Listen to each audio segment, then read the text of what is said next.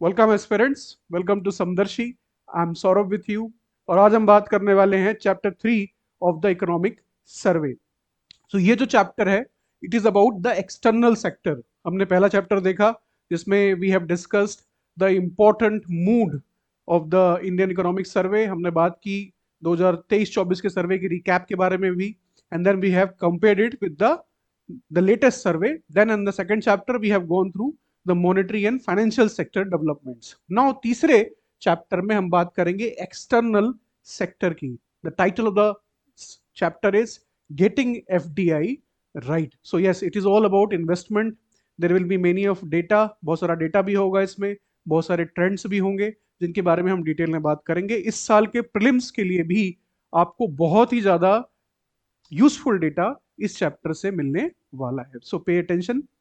Now ये जो section है इस चैप्टर के, ये डिवाइडेड है लगभग, अगर आप देखो इन्होंने आउटलाइन किया है 5 सेक्शंस में, जिसमें शुरुआत करेंगे वो ग्लोबल ट्रेड डायनामिक्स के साथ, the tariff measures, technical barrier to trade etcetera, उसके बारे में बात की जाएगी। Then they have the second section जिसमें ट्रेड परफॉर्मेंस जो इंडिया की है पर्टिकुलरली फोकस में रहेगा textile sector and e commerce. इसके अलावा सेक्शन 3 में फैक्टर्स बात की जाएगी जो रिस्ट्रिक्ट कर रहे हैं एक्सपोर्ट ग्रोथ की, और गवर्नमेंट क्या मेजर्स ले रही है एक्सपोर्ट प्रमोशन को लेके।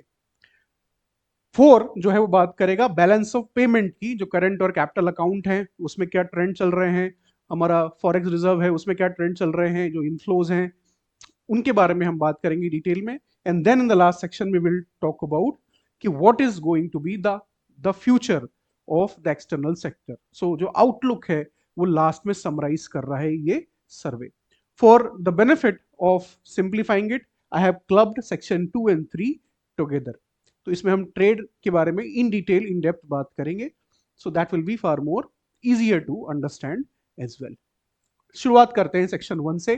ग्लोबल ट्रेड की क्या सिचुएशन है, तो वहां से शुरुआत हमारी होती है।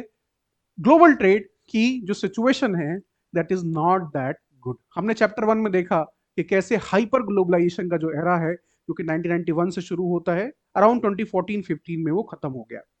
नाउ ग्रेट पावर जो कंपटीशन है, it is back, plus there have been many conflict around the world, जिसकी वजह से जो मैरीटाइम ट्रेड है, मेजॉरिटी ऑफ द ट्रेड जो दुनिया में होती है वो मैरीटाइम ही होती है, वो काफी ज्यादा डिसरप्ट हुई है। यही बात सर्वे भी कर रहा है कि कैसे रेड सी में डिसरप्शंस हैं because of the war in Gaza. उसके बाद जो यमन में हो रहा है, जो वॉर चल रही है कई सालों से, उसकी वजह से भी काफी ज्यादा जो प्रॉक्सी कॉन्फ्लिक्ट शुरू हुआ ईरान और इसराइल के बीच में, हुती रेबल्स वगैरह सब ने काफी कुछ डिसरप्शन यहाँ पे किया है। तो पायरेसी भी हुई, हर तरीके के डिसरप्शंस जो पॉसिबल थे वो किए गए।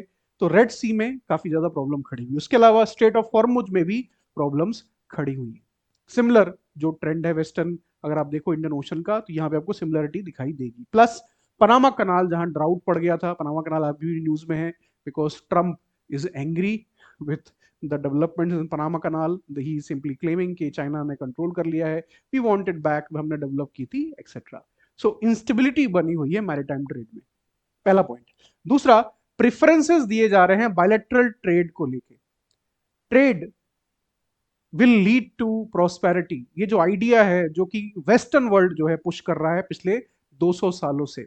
ऐसे ही ईस्ट इंडिया कंपनी भारत में आई थी, बाद में कैसे उन्होंने पूरे ट्रेड की जो फ्लो था उसको यूनिडायरेक्शनल बना के रखा। जो भारत से माल इंग्लैंड जाता था उसमें खूब सारे टैक्सेस लगाए, जो माल इंग्लैंड से भारत आता था उसको एकदम ड्यूटी फ्री एक्सेस प्रोवाइड किया, और ऐसे ब्रिटेन जो है वो अमीर हुआ। लगभग $45 trillion worth of resources way taken out from India. This is how.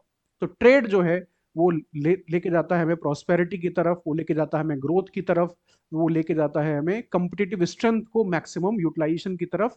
ये सारी बातें जो हैं अब after the rise of China, इनको अब सीरियसली चैलेंज किया जा रहा है। उसके एग्जाम्पल्स हम देख रहे हैं अमेरिका के अंदर, जहां इसको बहुत ही सीरियस वे में चैलेंज किया जा रहा है कि ऐसा बिल्कुल भी नहीं है।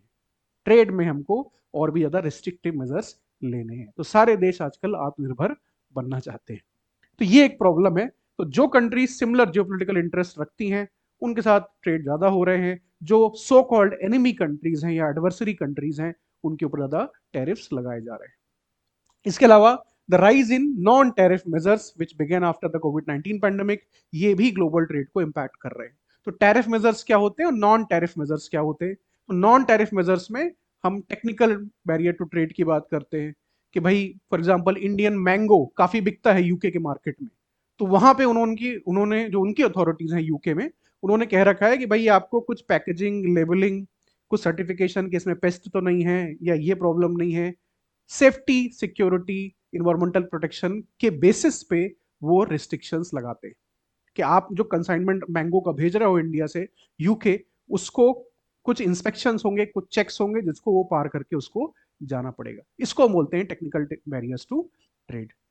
तो ये जो नॉन टैरिफ मेजर्स हैं, technical barriers to trade, non technical barriers to trade, ये जो हैं ये बढ़ रहे हैं। कोविड-19 की वजह से काफी प्रॉब्लमेटिक सिचुएशन खड़ी हुई, ये कॉन्टेगियस डिसीज थी, तो और भी ज्यादा ये जो बैरियर्स हैं वो बढ़ गए। तो इंडियन जो हल्दी भी बाहर के बाजारों में बिकती है, उसमें भी ये बैरियर्स लगाए जाते हैं, ये देखने के लिए कहा जाता है कि इसमें हेवी मेटल है फॉर एग्जाम्पल, तो इससे हमारे एक्सपोर्ट को काफी नुकसान होता है। ये दुनिया भर में हो रहा है। नाउ फ्रेंड शोरिंग और ट्रेड कॉन्सेंट्रेशन जो है वो बढ़ रहा है। सो मल्टीपल इंडेक्सेस ये सर्वे यूज कर रहा है, जिसमें बात कर रहा है कि कैसे फ्रेंड शोरिंग बढ़ रही है। What is friend shoring? ये एक वेटेड एवरेज इंडेक्स डेटा इस्तेमाल कर रहा है कि कौन सी कंट्रीज के जियोपॉलिटिकल जो एम्स हैं वो अलाइन कर रहे हैं। So for example America will prefer taking goods out of India compare to China, इसको हम बोल देंगे कि फ्रेंड शोरिंग है। ट्रस्ट डिफिसिट काफी ज्यादा बड़ा हो गया है। सप्लाई चेन हम डिसरप्शंस नहीं चाहते कि एप्पल का जो प्रोडक्ट्स हैं वो अमेरिका की कंपनी है एप्पल, वो बनाती है, लेकिन उसकी जो मैन्युफैक्चरिंग है आधी वो चाइना में होती है। कल को अगर वॉर हो जाती है ताइवान के ऊपर तो वो डिसरप्ट हो जाएगी पूरी ट्रेड। तो इसीलिए फ्रेंड शोरिंग करनी है, हमको इंडिया शिफ्ट करना है। एप्पल इसीलिए इंडिया में फैक्ट्रीज लगा रहा है। ट्रेड कॉन्सेंट्रेशन भी ऐसे ही है कि किस एरिया में, डिपेंडिंग ऑन, हम इसको इन्वर्सली लेते हैं कि जो फ्रेंड शोरिंग है, जो पॉलिटिकल जो इंटरेस्ट अलाइन कर रहे हैं उसके कंपैरिजन में कितना कॉन्सेंट्रेशन है ट्रेड का, इन्वर्सली इसको लिया जाता है। इसके बेसिस पे आप देख सकते हो जो डेटा आपको बता रहा है कि नियर शोरिंग भी बढ़ रही है, फ्रेंड शोरिंग भी बढ़ रही है, और ट्रेड कॉन्सेंट्रेशन इंडेक्स जो है वो काफी ज्यादा उसमें वेरिएशन दिखाई दे रहा है। तो नियर शोरिंग क्या होती है? जो अमेरिका कर रहा है अब कि आपको जो इंडस्ट्रीज लगा के बेचना है माल अमेरिका में, तो मैक्सिको में आके लगाइए। नियर शोर करना ताकि सप्लाई चेन्स में बहुत डिसरप्शन ना हो। कल को वॉर हो जाए अटलांटिक ओशन में या पैसिफिक ओशन में, तो अगर मैक्सिको में वो इंडस्ट्रीज लगी हुई हैं तो कोई भी डिसरप्शन नहीं होगा, मैक्सिको या Canada for example. Global trade performance 2024 की अगर हम बात करें तो 2022 से के रिकॉर्ड से ऊपर हो गई है। लगभग $33 ट्रिलियन की ये ट्रेड दुनिया भर में सारे देश आपस में करते हैं।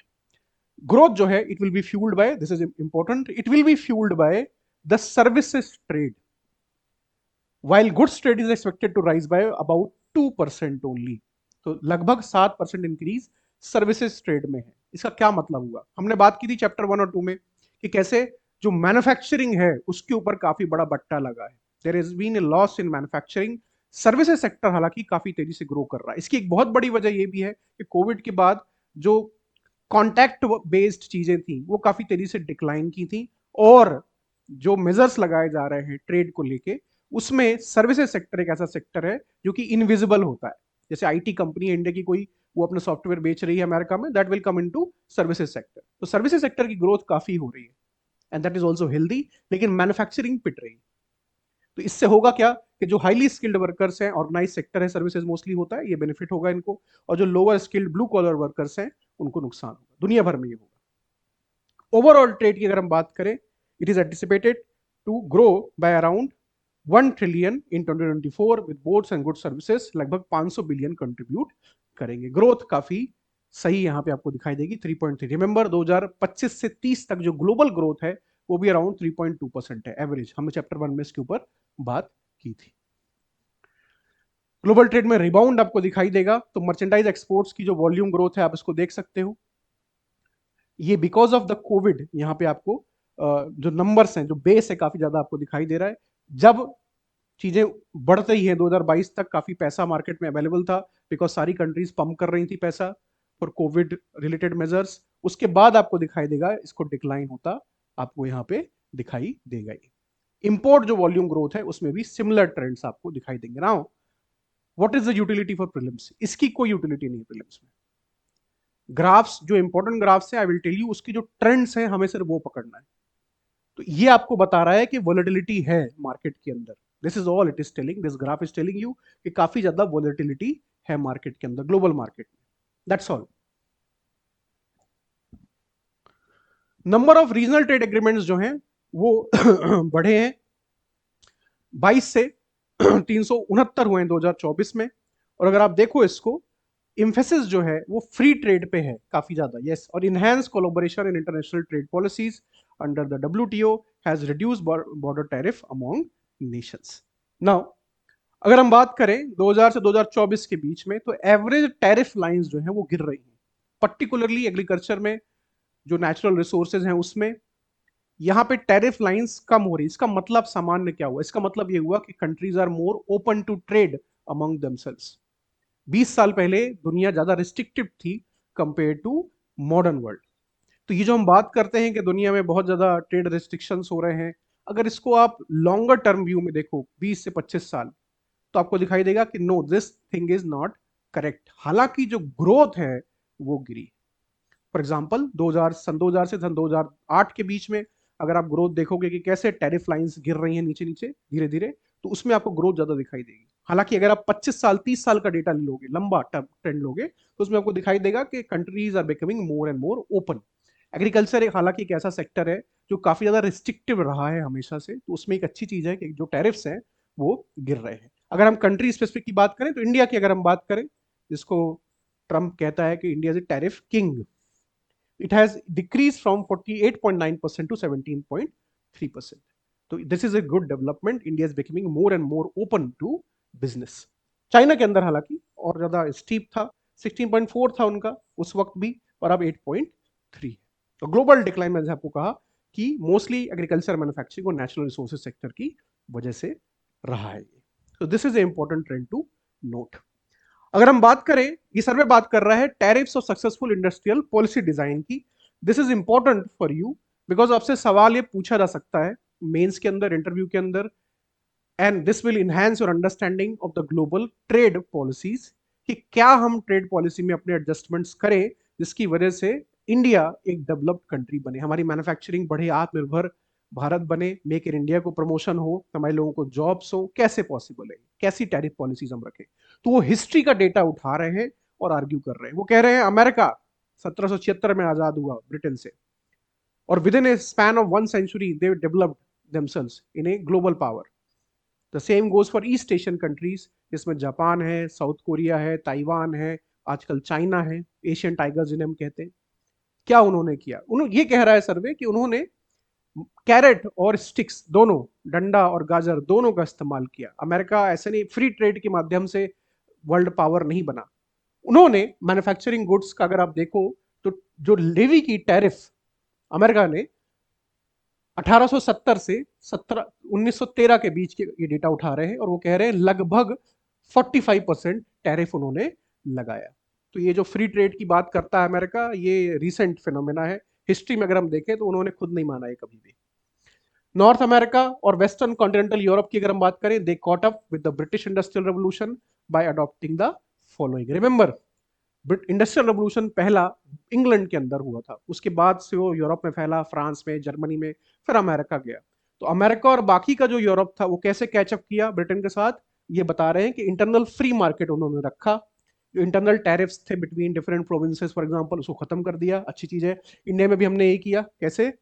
जीएसटी के माध्यम से। यस, 2017 हमको, वी आर स्लो पीपल, तो हमको टाइम लगता है चीजें करने में। 1947 में हम आजाद हुए, 2017 में हमने अपना मार्केट जो है इंटरनली उसको फ्री कर लिया। स्टेबल डोमेस्टिक बैंकिंग सिस्टम हमने बनाया, उन्होंने बनाया, हम भी कोशिश कर रहे हैं। हाई एक्सटर्नल टैरिफ उन्होंने रखा, टैरिफ लगाए कि भाई आपको अगर इंग्लैंड का कोई माल अमेरिका में बेचना है तो डिपेंडिंग ऑन प्रोडक्ट क्या है उसके ऊपर उन्होंने टैरिफ लगाया। यूनिवर्सल एजुकेशन अपने कंट्रीज के अंदर रखा ताकि जो उनके वर्कर है वो स्किल्ड बने, मोर हेल्दी बने। और इंफ्रास्ट्रक्चर के ऊपर फोकस किया, हर तरीके का infrastructure, roadways, railways, Airways, internal navigation, ये उन्होंने फोकस इस पे बनाया। School infrastructure, housing, hospitals etcetera, ये सब उन्होंने किया। और अपनी टैरिफ पॉलिसी को उन्होंने ऐसी रखी, तब जाके they have catched up with the rest of the world. East Asia का एग्जांपल ज्यादा मॉडर्न डे एग्जांपल है, तो आप कह सकते हो उन्होंने क्या किया, carrot and stick the same thing, और उन्होंने एक्सपोर्ट रिलेटेड सब्सिडीज भी प्रोवाइड की। ईस्ट एशिया का एक बहुत ही सुंदर एग्जांपल ये सर्वे दे रहा है कि कैरेट एंड स्टिक पॉलिसी उन्होंने रखी, तो जो एक्सपोर्टर्स थे उनको उन्होंने अच्छे तरीके से सब्सिडीज दी कि भाई आप चलिए, आप स्पीकर्स बनाते हैं, फॉर एग्जांपल इलेक्ट्रॉनिक जो गुड्स हैं वो आप बनाते हैं, स्पीकर्स, लोग दुनिया भर में काफी डिमांड होती है स्पीकर्स की, म्यूजिक सबको पसंद है, तो उसमें जो कंपनीज अच्छा परफॉर्म कर रही हैं उनको उन्होंने दी सब्सिडीज। लो भाई एक्सपोर्ट सब्सिडी लो, आप साल का 1 लाख स्पीकर एक्सपोर्ट करते हो तो आपको हम ये सब्सिडी देंगे, आप 2 लाख कर दो तो हमको आपकी सब्सिडी डबल कर देंगे, एग्जाम्पल। और जो कंपनीज फेल हुई या जिसको वो कह रहे हैं अंडर परफॉर्मर, उनको उन्होंने पनिश भी किया। तो जो फेल हो रहे थे उनको पनिश किया, जो सक्सेसफुल हो रहे थे उनको और सक्सेसफुल बनाया। ऐसे उन्होंने अपने इंडस्ट्रियल चैंपियंस खड़े किए। This is what we have to do in order to become a developed country by 2047. This is exactly what the survey is suggesting. Tariff policy यही हमको लानी पड़ेगी।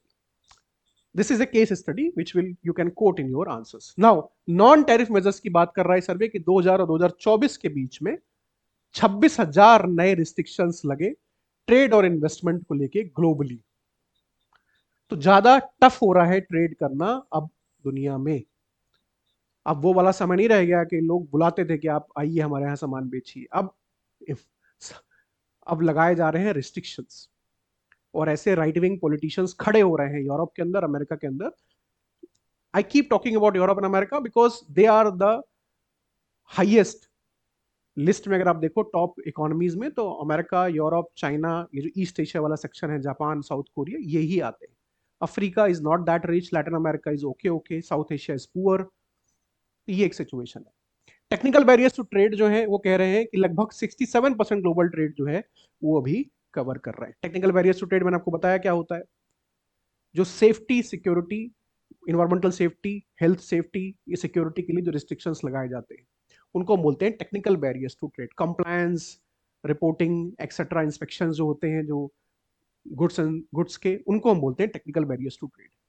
मैंगो का मैंने आपको एग्जांपल दिया।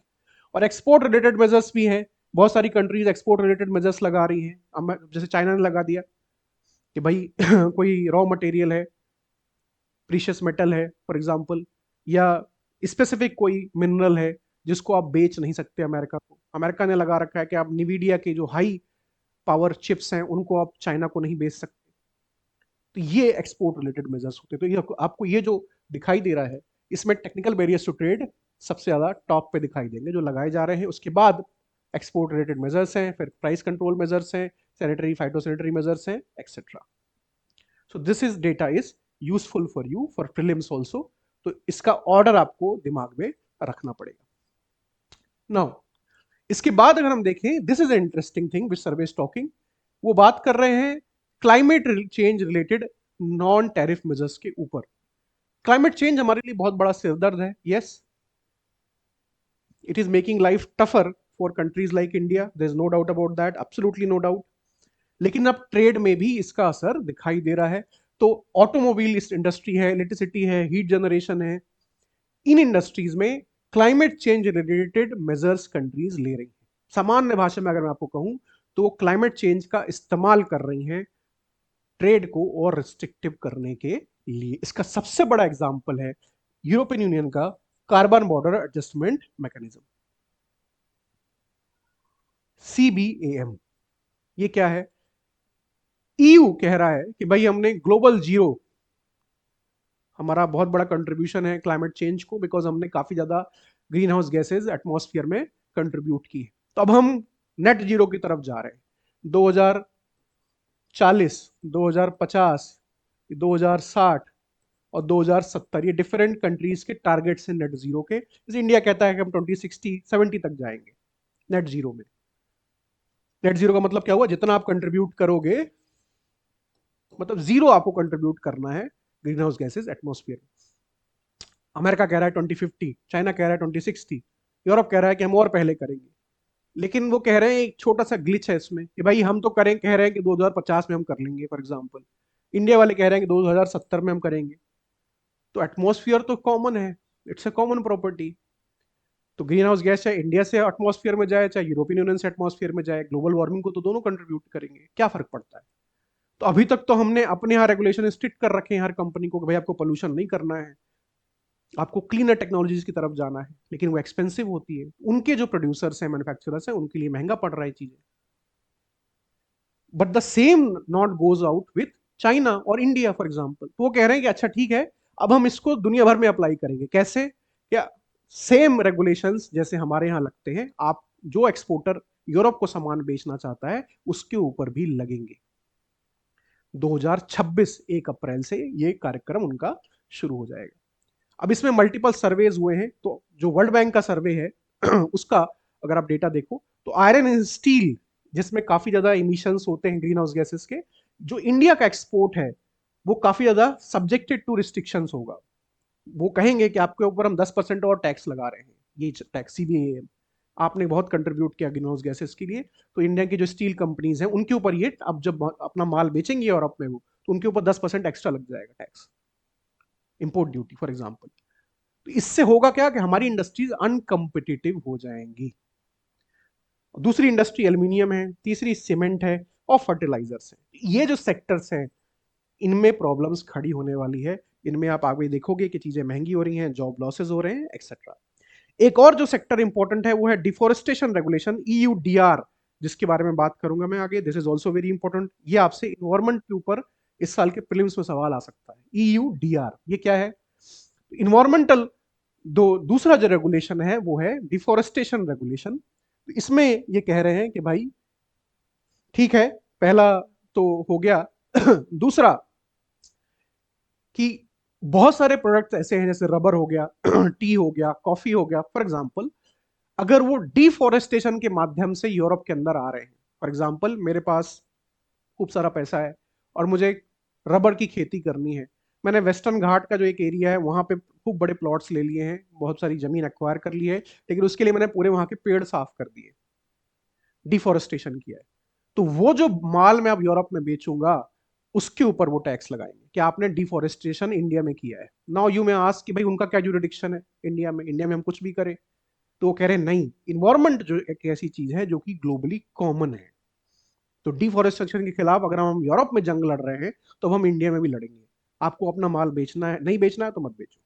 This is what they will do. तो अभी स्मॉलर बिजनेसेस के लिए इस साल से ही वो अप्लाई कर देंगे, अगले साल तक ये फुल फ्लेज्ड वे में चालू हो जाएगा। तो coffee, leather, hide, skin, beef, paper board, would furniture, ये सब कुछ जो है इस रेगुलेशन के अंदर आ जाएगा, जिससे काफी ज्यादा इंडिया को नुकसान होने वाला है।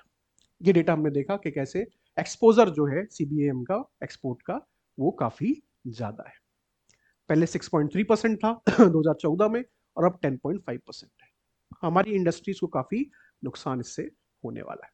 So this is the section 1। अब हम सेक्शन 2 के और 3 को स्टार्ट करते हैं, जिसमें हम बात करेंगे trend in India trade performance.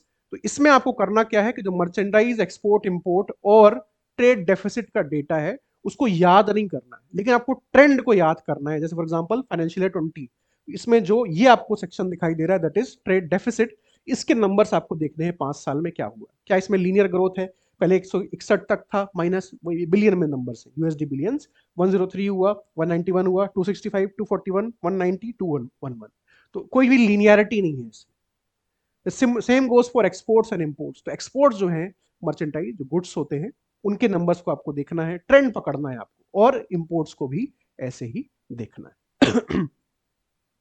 Remember, यहाँ पे ये जो 2 सेक्शन है ये साल के नहीं है, 9 महीने के हैं सिर्फ, इनको आप छोड़ दो, यहां तक पकड़ो, ये 4 साल का, and then you will see the trend, and इसके बेसिस पे आपसे सवाल पूछा जाएगा।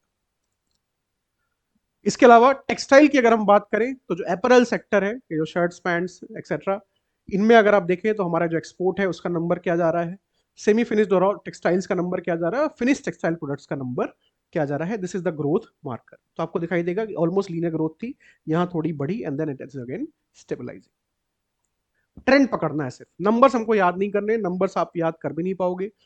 और इसमें एक केस स्टडी वो दे रहे हैं which is very very important कि world consumption of major textile fibres, India for eternity was known for exports of cotton, cotton products. तो अगर आप यूरोप की बात करो, एंशियंट यूरोप की, मेडिवल यूरोप की, तो वहां पे इंडियन कॉटन प्रोडक्ट्स की काफी डिमांड होती थी।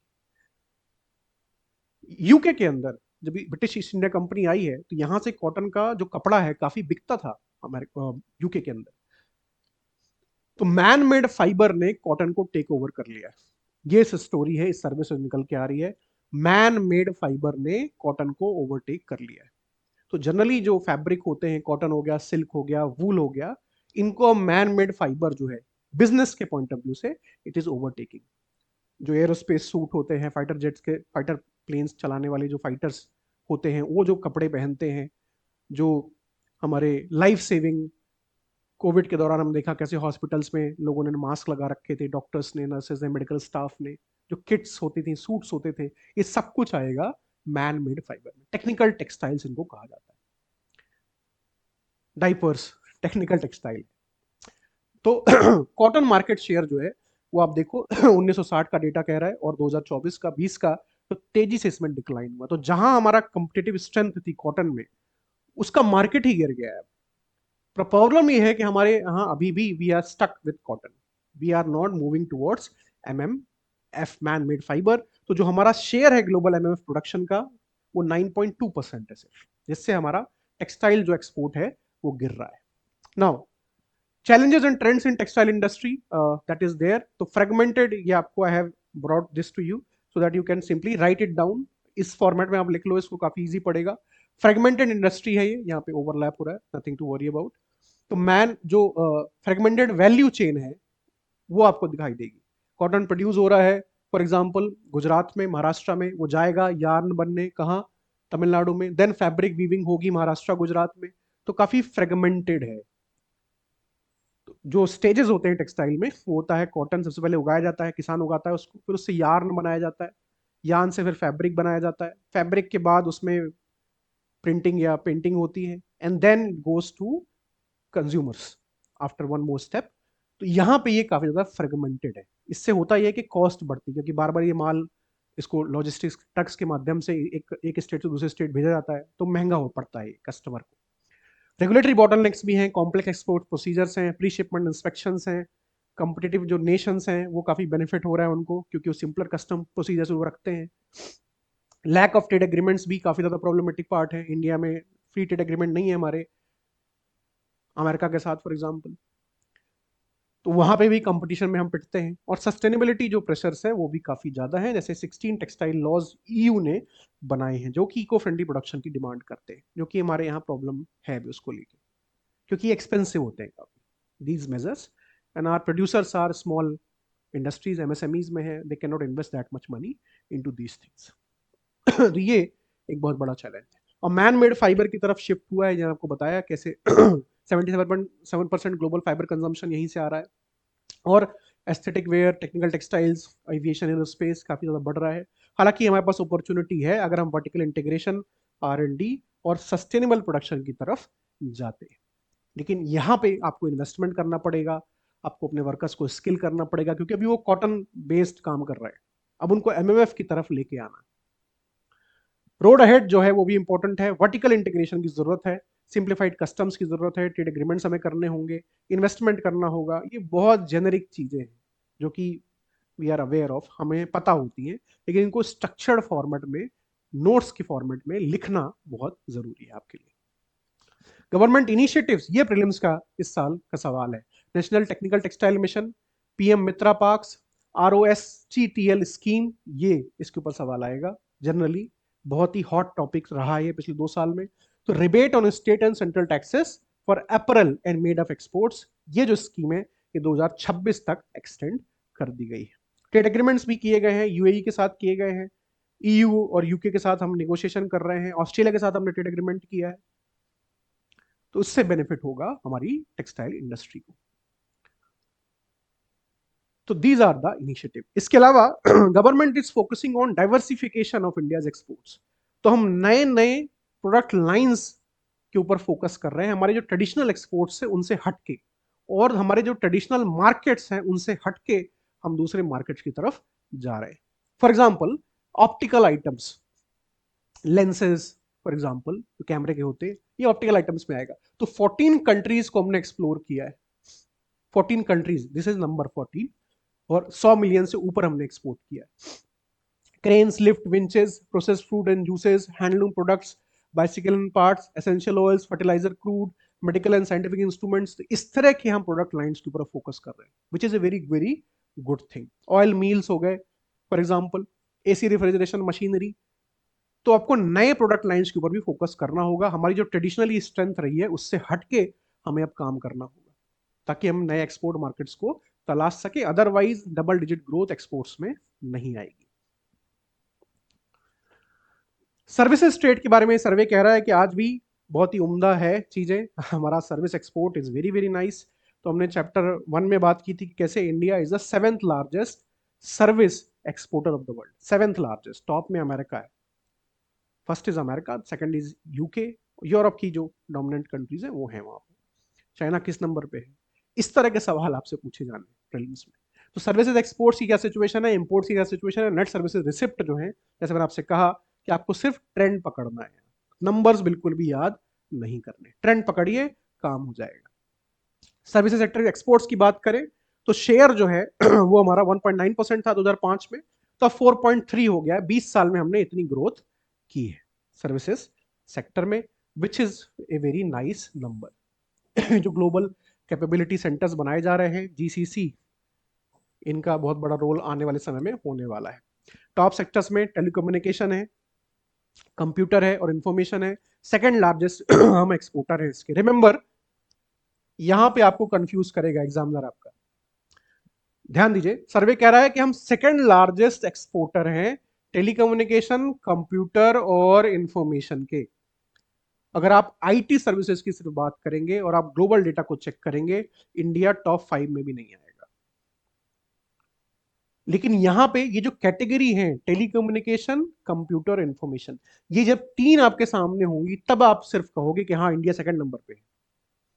लेकिन अगर आप आपसे कहूं कि एक हटा दूं, इंफॉर्मेशन को हटा दूं, और कहूं टेलीकम्युनिकेशन और कंप्यूटर, तो क्या सेकंड नंबर पे आएगा? नहीं। इससे कंफ्यूज नहीं होना बिल्कुल भी। अदर बिजनेसेस सर्विसेज भी हैं सेक्टर में, 7.2% ग्लोबल शेयर है, थर्ड लार्जेस्ट एक्सपोर्टर है हम। ये जो फाइनेंसिंग, बैंकिंग, ये सारी सर्विसेज इसमें आती है। इसके अलावा ट्रेवल एंड ट्रांसपोर्ट में काफी अपॉर्चुनिटीज है, इसमें हमारा काफी कम है क्योंकि we don't attract that much foreign tourist to India. अतिथि देवो भव का हमने इनक्रेडिबल इंडिया का कैंपेन जरूर चलाया है, लेकिन इतने बड़े नंबर्स में बाहरी जो सैलानी है भारत को विजिट नहीं करते। फाइनेंशियल सर्विसेज जो है ग्लोबल एवरेज जो है उससे कम है। कल्चरल और रिक्रिएशनल सर्विसेज जो है वो भी हमारा नंबर इतना बढ़िया नहीं है जितना हमारा पोटेंशियल है, which we can do a lot better there. So that is also there services के केस में। ई कॉमर्स एक्सपोर्ट्स की बात कर रहा है कि ग्रोथ ड्राइवर्स जो हैं वो काफी ज्यादा हैं ई कॉमर्स के। अमेजॉन ने बात कही थी पिछले एक साल में, उन्होंने कहा कि भाई हम इंडिया से ज्यादा सोर्स करेंगे, 5 बिलियन तक लेके जाएंगे एक्सपोर्ट्स को। तो हमारा इंटरनेट पेनिट्रेशन प्लस स्मार्टफोन, इसने काफी ज्यादा फैसिलिटेट किया है हमारे ई कॉमर्स एक्सपोर्ट को। High income levels of familiarity भी है डिजिटल शॉपिंग से, तो लोगों को और भी ज्यादा ईज होती है शॉपिंग की। गवर्नमेंट सपोर्ट और पॉलिसीज भी हैं, मेक इन इंडिया, आत्मनिर्भर भारत, फॉरेन ट्रेड पॉलिसी जो है that is also there, it is focusing a lot FTP in promoting digital trade. Plus जो इनिशिएटिव्स हैं ये प्रीलिम्स के लिए, निर्यात बंधु स्कीम है एक्सपोर्टर सपोर्ट एंड गाइडेंस के लिए, मार्केट एक्सेस इनिशिएटिव माई, ये इस तरह के एक्रोनिम्स आपको याद करने पड़ेंगे। ई कॉमर्स एक्सपोर्ट हब्स, डाक निर्यात केंद्र एंड ईबीआरसी एंड जीएसटी बेनिफिट्स। तो ये जो इनिशिएटिव्स हैं इनके ऊपर आपसे सवाल प्रीलिम्स में पूछा जाएगा। जैसे MAI initiative is a very important initiative. Next is the state government initiative. जैसे यूपी गवर्नमेंट की ओडीओपी जो स्कीम थी, वन डिस्ट्रिक्ट वन प्रोडक्ट, काफी ज्यादा पॉपुलर हुई। तेलंगाना गवर्नमेंट ने ओएनडीसी और जीएम पोर्टल्स के ऊपर काम किया है, एमएसएमईज को इनरोल कर रहे हैं। Government e market place and ONDC open network जो बनाया जा रहा है यूपीआई की तर्ज पे। अभी अमेजॉन और फ्लिपकार्ट जो है इंटरमीडियरीज होते हैं between the seller and the buyer, अब ओपन नेटवर्क बनाया जाएगा इसको यूपीआई की तर्ज पे, जिसमें फ्रीली काम होगा। ई कॉमर्स एक्सपोर्ट इंफ्रास्ट्रक्चर भी है, export hub, government e marketplace और भारत मार्ट जो दुबई में लगाया गया था, this is very important news. Affordable access to Gulf American and Commonwealth markets. Challenges of future outlook के बारे में सर्वे बात कर रहा है कि कैसे एक्सपोर्ट जो मोड्स हैं, रेगुलेटरी कंप्लायंस अनसर्टेनिटीज हैं और क्लियर गाइडलाइंस नहीं है। आपको हर जगह कॉमन प्रॉब्लम्स दिखाई देंगी। पहली कि कंप्लायंस रेगुलेशंस काफी ज्यादा हैं, रिक्वायरमेंट्स। दूसरी आपको दिखाई देगी कि इंटीग्रेटेड नहीं है, हमारे जो मार्केट्स हैं, जो उसमें वैल्यू चेन है वो इंटीग्रेटेड नहीं, काफी फ्रेगमेंटेड है, काफी ज्यादा रेड टेपिज्म आपको दिखाई देगा। इस तरह के चैलेंजेस बहुत कॉमन होंगे, प्लस स्केल नहीं होगी। जो बिजनेसेस ऑपरेट कर रहे हैं वो काफी छोटे स्तर पे ऑपरेट करेंगे। और फेमा एक ऐसा कानून है जिससे काफी प्रॉब्लम होती है ई कॉमर्स को। तो आरबीआई मैंडेट करता है कि फॉरेन एक्सचेंज की जो रिसिप्ट है, फॉर एग्जांपल मैंने कोई प्रोडक्ट जो है अपना वो अरब कंट्रीज में बेचा, सऊदी अरेबिया में, तो 9 महीने के अंदर आपको शिपमेंट की रिसिप्ट दिखानी होगी। हालांकि ऐसे कुछ लाइंस होती हैं 12 से 18 महीने लग जाते हैं। तो जो कंप्लायंस की रिक्वायरमेंट है, अगेन सर्वे ने क्या कहा था चैप्टर 1 में कि हम ट्रस्ट नहीं करते। ट्रस्ट डेफिसिट जो है इंडियन सिस्टम में, because we are a feudal system, caste based system, तो वो काफी ज्यादा होता है, इससे काफी प्रॉब्लम्स होती है। आपको ट्रस्ट करना पड़ेगा, तो रेगुलेशंस को आपको नीचे लाने पड़ेंगे। जो फिलोसफी है सर्वे की, उससे आपको जो एग्जांपल्स आपके सामने दिख रहे हैं उसको लिंक करना है। और ease of doing business initiatives भी एक्सपोर्टर्स के लिए लाए गए हैं। बहुत सारे इनिशिएटिव हैं, पेपरलेस ईबीआरसी है, ट्रेड कनेक्ट ई प्लेटफॉर्म है, एंड एनहेंसिंग लॉजिस्टिक इफिशिएंसी। इसको आप पॉज करके you can simply write it down in this format only and that will be very useful. This is section 2 and 3। अब हम बात करेंगे BOP, current account, capital account की। तो ये this is A basic revision. Balance of payment होता क्या है? कॉम्प्रहेंसिव रिकॉर्ड होता है जो इकोनॉमिक ट्रांजेक्शन्स हो रहे हैं between a country and outside world. This is BOP. इसको हमेशा जीरो होना होता है। यस, जो इक्वेशन है वो हमेशा जीरो होगी। Current account, capital account, financial account will equal to zero. Zero होना है इसको। और करंट अकाउंट क्या होता है? इसमें हम बात करते हैं गुड्स एंड सर्विसेज के ट्रेड की, प्लस इनकम रिसिप्ट की, like interest and dividend, interest and dividend, current transfers की जैसे रेमिटेंसेज है। तो ये कंट्री के नेट इनकम और एक्सपेंडिचर को रिफ्लेक्ट करते हैं। Goods and services, net transfer जो करंट ट्रांसफर्स है, और इनकम रिसिप्ट्स, जैसे इंडिया का कोई इन्वेस्टर किसी ने बाहर लगा रखा है काम, तो उससे उसको डिविडेंड मिल रहा है, तो इसी में आएगा करंट अकाउंट। कैपिटल अकाउंट में कैपिटल ट्रांसफर्स आते हैं, जैसे non produced, non financial assets, जैसे पेटेंट हैं, कॉपीराइट्स हैं, एफडीआई है, एफपीआई है, ये सब कुछ कैपिटल अकाउंट में आता है। फाइनेंशियल अकाउंट ये इसी का एक सबसेट होता है। जनरली जब हम कैपिटल अकाउंट की बात करते हैं तो फाइनेंशियल अकाउंट उसका हिस्सा होता है। यहाँ पे आपको separately just to make sure कि कैपिटल अकाउंट साथ ग्रुप किया जाता है, records investment, loans and banking capital flows. This is capital, this is the basic summary. इसी के ऊपर अब पूरे चैप्टर में बात होनी है। इसको ध्यान में रखते हुए बैलेंस ऑफ पेमेंट की करंट अकाउंट की अगर हम बात करें तो ज्यादा डिटेल्ड फॉर्मूला जो है वो है X minus M NPI and NSI, where X is value of goods and services sold to foreign countries. M is import. Net primary income में foreign investment जो हमारे गवर्नमेंट ने, हमारे बिजनेसेस ने कर रखे हैं, उसमें उनको जो ब्याज मिल रही है, जो डिविडेंड मिल रहा है, जो वेजेस आ रहे हैं बाहर से, minus payments to foreign investors, क्योंकि इंडिया में भी बाहर की कंपनियों ने काम लगा रखा है। तो हमारे लोगों ने जो बाहर लगा रखा है और बाहर की कंपनियों ने हमारे यहाँ जो लगा रखा है, उसका जो नेट आएगा वो इसमें आएगा, इसलिए इसको कह रहे हैं नेट। फिर है net secondary income, transfers like foreign aid जो बाहर से आ रही है, रिमिटेंसेस जो हमारे डायस्पोरा बाहर रह रहा है, अपनी तनख्वाह वगैरह जो कमाता है अपने परिवार को वापस भेजता है। इसको हमने टॉप किया था लास्ट ईयर, 100 बिलियन प्लस था हमारा नंबर है। 45 लाख से ज्यादा प्रवासी भारतीय बाहर रहते हैं। तो करंट अकाउंट सरप्लस जब होता है तो सी ए इज मोर देन जीरो, तो मतलब जो कंट्री है वो नेट लेंडर है, दूसरे देशों को दे रही है। और अगर डेफिसिट में है मतलब बोरो कर रही है फ्रॉम द वर्ल्ड। हमारा मोस्टली डेफिसिट होता है। कैसे क्या होता है आगे हम देखेंगे। This is revision. तो करंट अकाउंट डेफिसिट, अगेन आपको नंबर नहीं पकड़ना, कितना है, 0.9 है, 0.6 है, 0.3 है, आपको सिर्फ यूपीएससी के लिए आपको ट्रेंड पकड़ना है।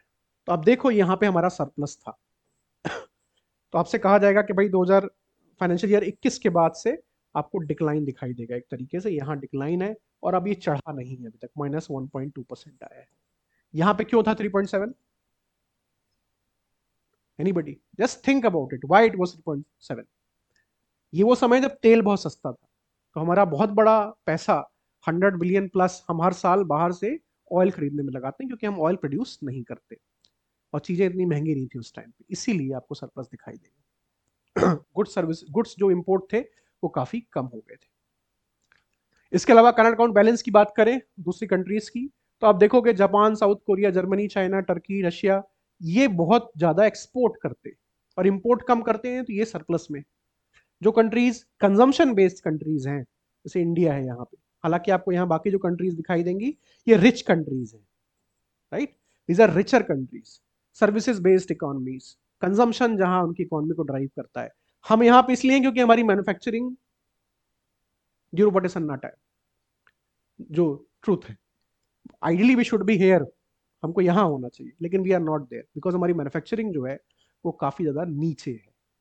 सोशलिस्ट इंडिया रहा है 1991 तक, उसके बाद भी हमने सेकंड और थर्ड जनरेशन रिफॉर्म्स नहीं किए, तो हमारी मैन्युफैक्चरिंग जो ऊपर नहीं चढ़ पाई। इसी को हम कहते हैं सर्विस लेड ग्रोथ या जॉबलेस ग्रोथ, क्योंकि मैक्सिमम जॉब्स मैन्युफैक्चरिंग में होती है। तो ये कंपैरिजन है एक तरीके से बिटवीन आर डिफरेंट कंट्रीज। अब हम बात करेंगे कैपिटल और फाइनेंशियल अकाउंट की, तो इसमें आपको दिखाई देगा कि ग्रॉस एफडीआई तो थोड़ा बढ़ा है, लेकिन नेट एफडीआई में काफी ज्यादा डिक्लाइन देखा जा रहा है। इसलिए चैप्टर का टाइटल है गेटिंग एफडीआई राइट। तो जो नेट एफडीआई है उसको कैसे कैलकुलेट करते हो आप? उसमें FDI bye foreigners, foreign direct investment inflows जो आ रहे हैं, प्लस रिटेन्ड अर्निंग रिपैट्रिएशन, इसको हम बोलते हैं जो फॉर एग्जाम्पल के तौर पे कि किया मोटर्स जो एक साउथ कोरियन कंपनी है, वो यहाँ पे फैक्ट्री लगा रखी है। अब यहाँ उसने पैसे बनाए, तो वो कुछ पैसा जो यहाँ कमा रही है, पहले वो डॉलर लेके इंडिया में आए, फैक्ट्री उन्होंने लगाई, अब वो जो पैसा है वो वापस अपने पेरेंट कंपनी को भेज रहे हैं, तो इसको हम बोलते हैं रिपैट्रिएशन। जो नंबर्स हैं इसके बाद एफडीआई बाय इंडियंस क्या है, इंडियन इन्वेस्टमेंट ओवरसीज कितना है, प्लस अर्निंग कितनी रिटेन कर रहे हैं और कितना पैसा वो वापस ला रहे हैं। तो ग्रॉस एफडीआई इनफ्लो आपको नंबर सही दिखाई देगा, हालांकि ये नंबर आपको छोड़ देने, ये 9 महीने के नंबर्स है। जो लास्ट के 5 साल का ट्रेंड है उसको आपको पकड़ना है। और रिपेट्रिएशन को आप देखोगे कि ये बढ़ा है, दिस इन्वेस्टमेंट ये बढ़ा है, 29 बिलियन डॉलर्स था, अभी ये 44 बिलियन डॉलर्स है। ऐसा क्यों हुआ? क्योंकि अनसर्टेनिटी ज्यादा है, जो कंपनीज हैं वो पैसा डेवलपिंग मार्केट से उठा रही। और ये भी एक अच्छी चीज है कि इंडिया में अब एग्जिट आप इजिली कर सकते हो, बहुत ज़्यादा रिस्ट्रिक्शंस नहीं है कैपिटल अकाउंट पे, तो जिसकी वजह से दिस इज ऑल्सो बैरोमीटर कि इंडिया में जो ईज ऑफ डूइंग बिजनेस है वो अच्छी है, लोग पैसा लगाते हैं, पैसा कमाते हैं, फिर वापस ले आते हैं, ये अच्छी चीज़ है, पर फिर भी बढ़ा है नंबर। नेट कैपिटल इनफ्लोज क्या होते हैं? नेट कैपिटल इनफ्लोज में आप बात करते हो कि कितना एफडीआई है, कितना एफपीआई है, फॉरेन पोर्टफोलियो इन्वेस्टमेंट जो शेयर मार्केट में लगता है जनरली, और कितना लोन्स जो आपके एक्सटर्नल कमर्शियल बोरिंग्स हैं, जो जो मार्केट लीडर्स हैं, बिजनेस कंपनीज हैं, वो बाहर से कितना लोन उठा रही है, और सरकार कितना पैसा बाहर से लोन के फॉर्मेट में उठा रही है, वो इसमें रिफ्लेक्ट होता है। तो आपको दिखाई देगा Q4 जो है फाइनेंशियल ईयर 23 का, इसमें काफी मैसिव जंप आपको दिखाई दिया था। बाकी जो नंबर्स हैं काफी म्यूटेड हैं। द ओनली टाइम, अगर आप पिछले 16 क्वार्टर्स को देखो 4 सालों में, तो Q4 फाइनेंशियल ईयर 2022 जब ये नेगेटिव में था, ये वाला नंबर भी नेगेटिव में है, this is 1.4 positive, yes this is the only number. Again इस तरह से आपको देखना और पढ़ना है इस सर्वे। तो यहाँ पे सिर्फ एकमात्र ऐसा क्वार्टर है तो फाइनेंशियल 2022 का जहां पे ये नेगेटिव है, बाकी आप 16 क्वार्टर्स को देखो 4 सालों का, आपको नेगेटिव नहीं दिखाई देगा। तो ये चीज है, ये एक्सेप्शन है।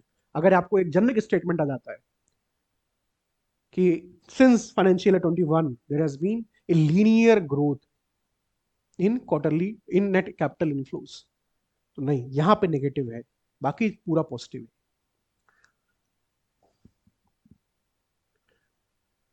नो अगर हम एफडीआई इनफ्लोज की बात करें, this number is again important for prelims. अप्रैल 2000 से सितंबर 2024 के बीच में ये सर्वे कह रहा है कि भाई 1 ट्रिलियन जो है इंडिया में क्रॉस कर गया, which is a major milestone. Financial 2025 में रिवाइव किया, ग्रॉस एफडीआई जो है वो बढ़ा है फर्स्ट 8 मंथ्स में, ग्रोथ है 18% के आसपास दिखा रहे हैं ये ग्रॉस एफडीआई में। लेकिन जो नेट एफडीआई है उसमें नंबर्स इतने अच्छे नहीं है। जैसे मैंने आपसे कहा, इंडियंस जो हैं बाहर ज्यादा इन्वेस्ट कर रहे हैं, बाहर के लोग इंडिया में कम इन्वेस्ट कर रहे हैं, और जिन लोगों ने इन्वेस्ट कर रखा है वो पैसा बाहर ले जा रहे हैं इंडिया से, फॉर वैरायटी ऑफ रीजंस।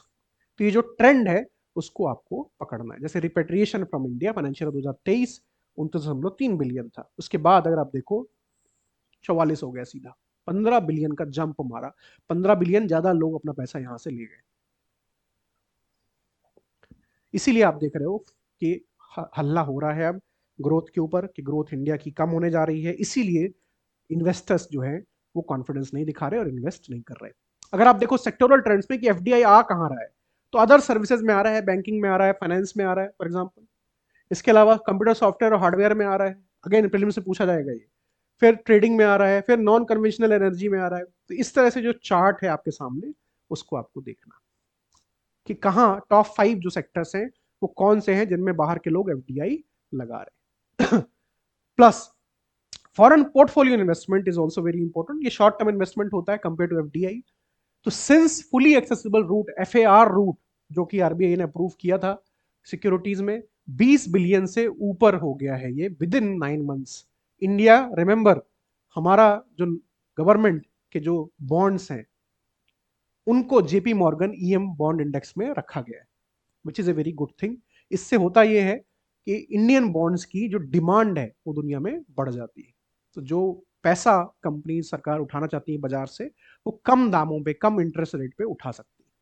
तो फुली एक्सेसिबल रूट सिक्योरिटीज क्या होती हैं, अगेन प्रीलिम्स में कैटेगरी है गवर्नमेंट सिक्योरिटी जी सेक्स की, जो कि फुली एक्सेसिबल हैं to non resident investors without any restrictions. कोई रिस्ट्रिक्शंस नहीं है। अगर फॉर एग्जांपल 10 बिलियन का बॉन्ड सरकार ने भारत सरकार ने इशू करा, आरबीआई इशू करेगा भारत सरकार के बिहाफ में, तो कोई भी फॉरेन इन्वेस्टर वो 10 बिलियन का बॉन्ड ले सकता है। इसको हम बोलते हैं FAR, fully accessible route. Reserve bank of India ने 2020 में इसको लेके आया था बिकॉज ऑफ द कोविड, काफी ज्यादा अनसर्टेनिटी थी, काफी ज्यादा हमारा फिजिकल डेफिसिट बढ़ गया था, हमको पैसे की जरूरत थी। Attracting more foreign investment in India sovereign bond market, ये हमारा ऑब्जेक्टिव था। These securities are exempt from foreign investment limits जो कि जनरली अप्लाई होती है। Plus domestic and foreign investors के लिए अप्लीकेबल है, including entities such as foreign portfolio investors. तो ये प्रीलिम्स में पूछा जाएगा, काफी ज्यादा न्यूज में भी रहा है बिकॉज ऑफ दिस न्यूज जो कि दिखाई दे रही है। एवरेज मंथली जो यील्ड है 10 ईयर जी सैक की, सोवरेन यील्ड जो है 10 ईयर बॉन्ड जो होता है उसके अगर आप देखो तो यील्ड में भी कमी आई है। यील्ड में कमी आना मतलब अच्छी चीज है, इसका मतलब डिमांड भारत के जो बॉन्ड्स है उनकी ज्यादा है। जो डिमांड ज्यादा है तो यील्ड आपको कम होती दिखाई देगी। इसका मतलब है कि बोरोइंग कॉस्ट गिर रही है। पहले फॉर एग्जाम्पल अगर सरकार 10 बिलियन का लोन लेना चाहती या बॉन्ड इशू करती तो उसको अगस्त 2023 या अक्टूबर 2023 में 7.3% इंटरेस्ट रेट देना पड़ता। वो कहते हैं कि 10 बिलियन हमका, एग्जांपल दे रहा हूं आपको, 10 बिलियन का बॉन्ड चाहिए, बेच रहे हैं हम, 7.3% आपको 3 साल बाद देंगे। हालांकि 10 साल का जी सैक है, 10 साल बाद 7.3% के हिसाब से आपको हम मुनाफा देंगे। अब यही 6.84 हो गया, मतलब कम आपको ब्याज देनी पड़ेगी, जो कि अच्छी चीज है। हमारी जो बोरोइंग है उसका कॉस्ट वो गिर रहा है। अब हम आते हैं फॉरेन एक्सचेंज रिजर्व्स के ऊपर। तो रिजर्व्स की अगर हम बात करें 700 बिलियन टच हो गया था इसी फाइनेंशियल ईयर में, फिर तेजी से इसमें गिरावट आई है क्योंकि डॉलर अप्रिशिएट कर रहा है। आपसे फॉरेक्स के ऊपर सवाल आएगा, वो आपसे पूछेंगे इसके कंपोनेंट क्या है और इनको अरेंज करिए इनकी वैल्यू के बेसिस पे। तो अगर 700 बिलियन है उसमें सबसे बड़ा कंट्रीब्यूशन फॉरेन करेंसी का है। एग्जाम्पल के तौर पर ये 550 बिलियन हुआ, एग्जाम्पल, नंबर ऊपर नीचे होते रहते हैं, ये बास्केट ऑफ करेंसीज होती है। डॉलर भी है, जापानीज येन भी है, या यूरोपियन पाउंड भी है, यूरो भी है, और ब्रिटिश पाउंड भी है। उसके बाद होता है गोल्ड, रॉ गोल्ड होता है ये। इसके बाद होता है आपकी एसडीआर, स्पेशल ड्रॉइंग राइट्स, जो कि आईएमएफ के साथ आपके होते हैं, आप ले सकते हैं जब आपको जरूरत पड़े पैसे की। एंड देन रिवर्स ट्रांसपोजिशन, जो आपका कोटा है आईएमएफ में जिसमें हर साल भारत सरकार कंट्रीब्यूट करती है, उससे भी उठा सकती है। तो number 1, number 2, number 3 and number 4। This is how it moves. इसमें हमारा इंपोर्ट कवर जो है 10-11 महीने का लगभग पूरा हो रहा है। एक्सचेंज रेट की अगर हम बात करें तो बायलैटरल एक्सचेंज रेट्स जो है मेजर कंट्रीज के against USD from April to December, तो इंडिया जो है आपको दिखाई देगा कि इतना डिप्रिसिएशन नहीं है। हालांकि पॉलिटिकल कारणों की वजह से ये कहा जा रहा है कि भाई मोदी साहब जब आए सत्ता में 2014 में तो उस वक्त तो 62 रुपए था, अभी 88 रुपए होता जा रहा है। तो there will be political tussle. Percentage wise अगर आप देखो तो इतना आपको अप्रैल से दिसंबर में नहीं दिखाई देगा, चेंजेस इतने नहीं। स्टेबल है Indian currency, one of the most stable currencies around the world vis a vis American dollar. जो रीर और नीर का ट्रेंड है, अगेन 2022 के प्रीलिम्स में यूपीएससी में सवाल पूछा गया था, इसका जो ट्रेंड है वो भी इंपॉर्टेंट है, जो कंसेप्ट है ये भी इंपॉर्टेंट है। तो जो नॉमिनल इफेक्टिव एक्सचेंज रेट है और जो रियल इफेक्टिव एक्सचेंज रेट है उसके बीच में आपको दिखाई देगा कि ट्रेड वेटेड नीर जो है दैट इज देयर 102 के अराउंड ये नंबर हावर अराउंड कर रहा है, और दिस इज ट्रेड वेटेड, और जो ट्रेड वेटेड नीर है दैट इज अराउंड 92। इसके बीच का डिफरेंस मैं आपको समझाऊंगा कि क्या होता है। नाउ डिफरेंस क्या है नॉमिनल इफेक्टिव एक्सचेंज रेट और रियल इफेक्टिव एक्सचेंज रेट के बीच में? तो रियल जब हम बात करते हैं तो हम इन्फ्लेशन को हम अकाउंट में ले रहे हैं, नॉमिनल की अगर हम बात करते हैं तो इन्फ्लेशन को अकाउंट में नहीं ले रहे। बेसिकली वेटेड एवरेज होता है country's currency against a basket of foreign currencies, और रीर में it is adjusted for inflation differences between the home country and its trading partners. NEER helps in understanding the strength और weakness of the currency in nominal terms. For example अगर INR Indian currency appreciate करती है against dollar तो नीर जो है वो rise up कर जाएगा। हायर नीर का मतलब है कि करेंसी जो है स्ट्रांग है कंपेयर टू अदर करेंसीज। यहां पे हम जो है कंपिटिटिवनेस के ऊपर फोकस करते हैं। अगर आईएनआर अप्रिशिएट करता है कंपेयर टू यूएसडी, लेकिन इंडिया में इन्फ्लेशन 6% है और अमेरिका में 2% है, तो इसको हम अकाउंट में लेंगे। यहां पे नहीं ले रहे थे लेकिन यहां पे लेंगे। तो रीर जो है may not rise significantly. Higher REER means की करेंसी जो है ओवर वैल्यूड है और मेकिंग एक्सपोर्ट्स मोर एक्सपेंसिव। नहीं आया समझ में? सामान्य भाषा में मैं आपसे कहूं कि भाई आपका फ्रेंड जो है वो 50 लाख रुपए कमाता है अमेरिका में इंडियन करेंसी में, और आप यहाँ 12 लाख रुपए कमाते हो इंडियन करेंसी में, तो आप कंपेयर करोगे यार अभी 50 लाख कमाता है आप 12 लाख कमाते हो, दिस नीर। लेकिन अगर आपसे मैं कहूं कि वहां लिविंग कॉस्ट इतनी ज्यादा है, वहां भाई खर्चा कमरे का किराया महीने का 2 लाख रुपए है, रीर इफेक्टिव है ये। इसमें हम कंपेयर कर रहे हैं इन्फ्लेशन की क्या सिचुएशन है। फॉर एग्जांपल यहां पे हम सिर्फ नॉमिनल नंबर्स के ऊपर जा रहे हैं, तो नॉमिनली एक्सचेंज रेट जो है 102 रुपए है इस समय, इन्फ्लेशन को अगर आप हटा दो तो, और अगर इन्फ्लेशन को एडजस्ट करो तो 92 है। बास्केट ऑफ करेंसी इसमें होती है, सिर्फ अमेरिकन डॉलर नहीं। नाउ एक्सटर्नल डेट की जो पोजीशन है that is also important. External debt जो है इंडिया की कितनी है जो एक्सटर्नल डेट टू जीडीपी का रेशियो है वो कितना है। जो फॉरेन टोटल डेट में अगर आप देखो फॉरेन एक्सचेंज रिजर्व्स कितने हैं टू टोटल डेट का रेशियो कितना है, और अगर आप देखो शॉर्ट टर्म जो फॉरेन डेट है एक्सटर्नल डेट है और compare to total external debt उसका रेशियो कितना है। ये चारों रेशियोज आपके प्रीलिम्स के लिए इंपॉर्टेंट है। तो एक्सटर्नल डेट की अगर हम बात करें नंबर्स जो है इंडिया के 2015 से 2023 तक का नंबर आपको देखना है 24 में, और बाकी जो डेटा है हमारे पास अभी जो अवेलेबल है फुली आपको दिखाई देगा कि जून और सितंबर का डेटा ले रहे हैं। तो अगर हम 23 को भी पकड़ लें, 23 को पकड़ लें अगर हम, तो यहां आपको नंबर दिखाई देगा कि ग्रोथ इतनी तेजी से नहीं हुई है एक्सटर्नल डेट में। इंडियन जो डेट है मोस्टली वो इंडिया में ही डोमेस्टिक है, एक्सटर्नल इतनी नहीं। इससे हमको काफी ज्यादा हेल्प भी मिलती है। अगर करेंसी काफी ज्यादा अप्रिशिएट या डिप्रिशिएट कर जाए उससे बहुत फर्क इंडिया को नहीं पड़ता, क्योंकि हमारी डेट जो है वो डोमेस्टिक है, एक्सटर्नल नहीं है। हम बाकी देशों के बिजनेसमैन, उनके पेंशन फंड्स, उनकी गवर्नमेंट के ऊपर डिपेंडेंट नहीं। तो एक्सटर्नल डेट टू जीडीपी का जो रेशियो है वो काफी नीचे आपको दिखाई देगा, विच is a very good thing. जो फॉरेन एक्सचेंज रिजर्व्स हैं टू टोटल डेट, मतलब अगर कल को आपको पैसा देना पड़ जाए पूरा, जो कर्जेदार जिनके आप हैं उनको देना पड़ जाए, तो फॉरेन एक्सचेंज रिजर्व्स हमारे पास क्या इतने हैं कि कवर कर लें पूरा डेट हमारा? हाँ, एक्सेप्ट दीज 2 years अगर आप देखो, बाकी ये विद इन लिमिट यहाँ आपको दिखाई देगा। 2017 बस में थोड़ा और ऊपर गया था। और शॉर्ट टर्म एक्सटर्नल डेट जो था, शॉर्ट टर्म मतलब विद इन फ्यू मंथ्स और ईयर्स जो देनी होती है, जो डेट होती है कई बार 10 साल 12 साल 15 साल बाद भी देनी होती है। अब जैसे बुलेट ट्रेन चलने वाली है अहमदाबाद से मुंबई के बीच में, तो वहाँ जापानीज जो एजेंसी है जीका GICA, उन्होंने लोन दिया है भारत सरकार को। तो वो जो लोन दिया है वो 50 साल का लोन है, 0.1% इंटरेस्ट रेट पे। तो वो लॉन्ग टर्म डेट हो गया। शॉर्ट टर्म डेट मतलब 1 साल 2 साल 3 साल में आपको देना है।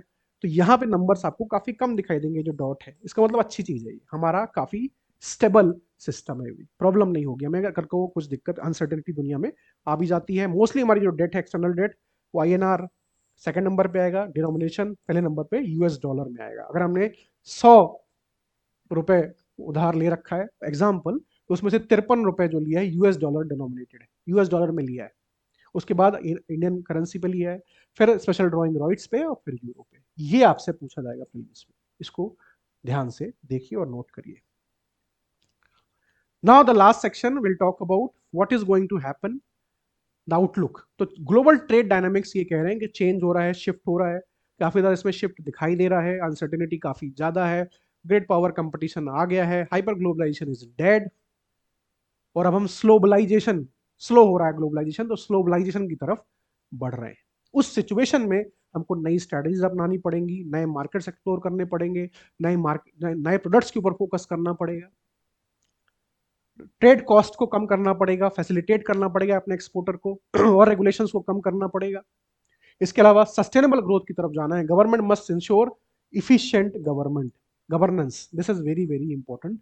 इफिशिएंट गवर्नेंस को इंट्रोड्यूस करना बहुत जरूरी है। इंडस्ट्री को क्वालिटी और एफिशिएंसी पे फोकस करना है, तब जाके हमारा मार्केट शेयर बढ़ेगा, हमारी इकोनॉमिक ग्रोथ बढ़ेगी, हमारे लोगों को नौकरियां मिलेंगी, गरीबी कम होगी। So this is the trajectory of the trade, and this is very very important कि we get FDI right। FDI सिर्फ पैसा नहीं है, FDI में टेक्नोलॉजीज भी आती हैं, बाहर की कंपनियां लाती हैं, वो अपनी जो मैनेजमेंट स्किल्स हैं वो बाहर से लेके आती हैं, और ये रिफ्लेक्ट करता है कि बाहर के इन्वेस्टर्स को इंडियन इकोनॉमी के ऊपर कितना कॉन्फिडेंस है। FDI, getting the FDI right is very very important। That's all for this chapter। I hope all of you understood the details। You can join me on my Telegram channel as well। I'll meet you again with the fourth chapter, which is about inflation। The economic survey is a very very powerful document for your prelims and mains, और इसको in depth पढ़ना काफी ज्यादा जरूरी है। फिर मिलेंगे। Thank you for giving me your time.